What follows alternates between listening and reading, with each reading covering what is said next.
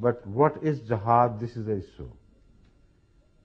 Is it Islamic jihad, what they represent it to be, to take up sword on the excuse of religious differences and to murder people for the crime of not agreeing with Islam? If that is jihad, then of course we do not agree with that, because the Holy Quran doesn't agree with that either. Because Hazrat Muhammad Sallallahu Alaihi Wasallam never murdered people just because of the religious differences. People came to meet him. He lived with the Jews, with the Christians, with the idolaters throughout his life, and never murdered or ordered anyone to be murdered because he did not agree with the faith in which he believed. So there is no justification whatsoever for any scholar of Islam to misinterpret Islam on the issue of jihad and attribute a concept of jihad to the Holy Quran and to the conduct of Hazrat Muhammad Sallallahu Alaihi Wasallam, which has no relationship with them. So what is jihad? The first jihad which is mentioned in the Holy Quran is the jihad with the Quran. So the Holy Quran is addressing Hazrat Muhammad Sallallahu Alaihi Wasallam, says, وَجَاهِدْهُمْ بِهِ جِهَادًا كَبِيرًا. With this book, strive against them with the help of this book. The great striving.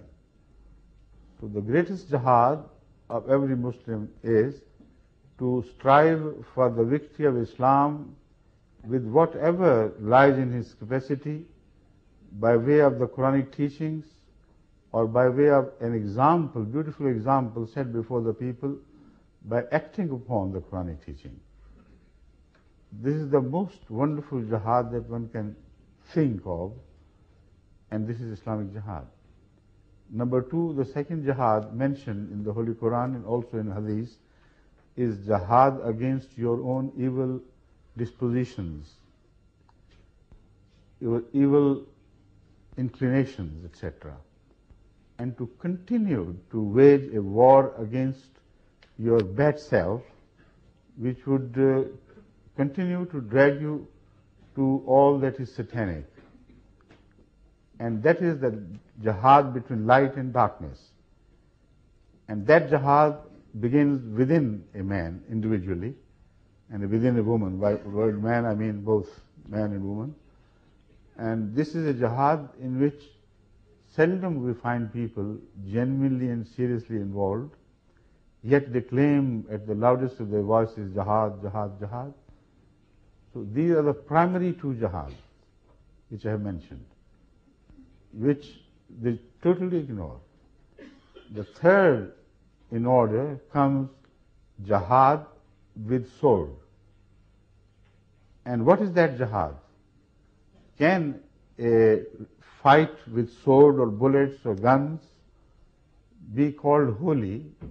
And if so, in what context? The Holy Quran is so clear on that there is no room for any ambiguity left if you read the Quran with due care and attention and honesty, of course. I have been quoting so often the fundamental verse concerning this jihad, the third type of jihad, which can be carried out with sword. By sword I mean all weapons. And this is found in a verse in Surah Al-Hajj. This is the first verse found in the Holy Quran which speaks of a permission to wage a war against those which those I'm going to explain now. Not against those who disagree with your faith. Not against those who, having heard your message, reject it. Not at all. The words, when you hear, you'll be surprised how they could be misinterpreted by anyone. أذن أعوذ بالله من الشيطان الرجيم بسم الله الرحمن الرحيم أذن للذين يقاتلون بأنهم ظلموا وإن الله على نصرهم لقدير. Uzina lillazina, permission is granted to those against whom the sword is already raised. Yuqataluna, any Arab can understand the meaning. No one can fail to understand the import of this verse, because simple injunction is simple injunction expressed in simplest terms. The raising of sword, the fighting, is permitted to those against whom the swords have already been raised. First condition. بِأَنَّهُمْ ظُلِمُوا, despite the fact that they have not committed any crime. They have given no cause of offense to anyone. But it is not over yet. وَإِنَّ اللَّهَ عَلَى نَصْرِهِمْ لَقَدِيرٌ. Verily, God has full power to help such people when they raise sword under the permission of God. Now, this is also a very significant part of this verse and also of Jihad, because the scenario presented to us is that of a very weak people. So weak and apparently defenseless that any Tom, Dick and Harry begins to raise sword against them and trample upon their rights, despite the fact that they had not given anybody a genuine cause of offense. So the Holy Quran is so wonderful when it says, we are permitting you and we take the responsibility that if you use this permission, you will find God at your back. However weak you may be, when we grant permission, we are responsible that you will emerge victorious. This is exactly the promise made. Inna Allah ala nasrahim laqadir. To help them to victory is a small thing for Allah. He is capable of doing whenever He so decides. But the story of their persecution still continues, runs on. It says, Allazina ukhriju min diyarihim bighayri haqqin. Such innocent people against whom the atrocities have been committed, even to the extent they were turned out of their homes, out of their country, out of their birthplaces. بِغَيْرِ حَقٍّ, without any right of the people who turned them out.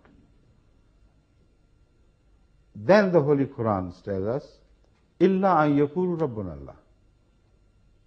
The only crime they committed was, they said, God is our Lord, the Provident. Allah Rabbuna. And this is the only claim they made which annoyed the opponents to a degree that they started committing all sorts of cruelties against them. And they are not yet satiated, they are not satisfied. Having turned them out of their homes, they are still after them.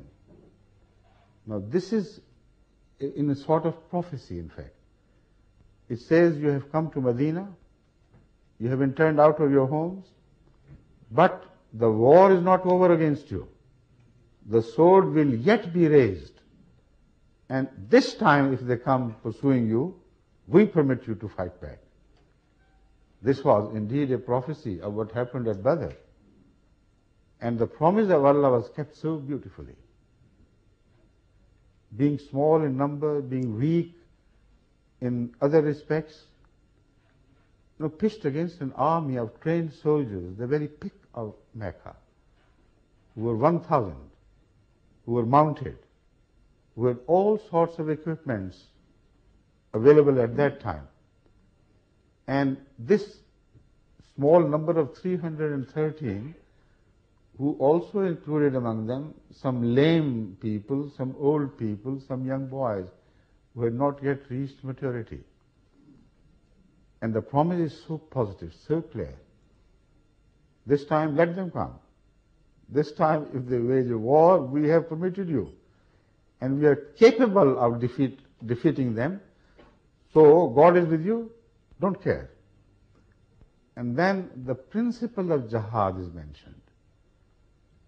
If these ulama who cry out Jihad, Jihad for political ends, if they read this verse, it's impossible for them to misrepresent Islam anymore.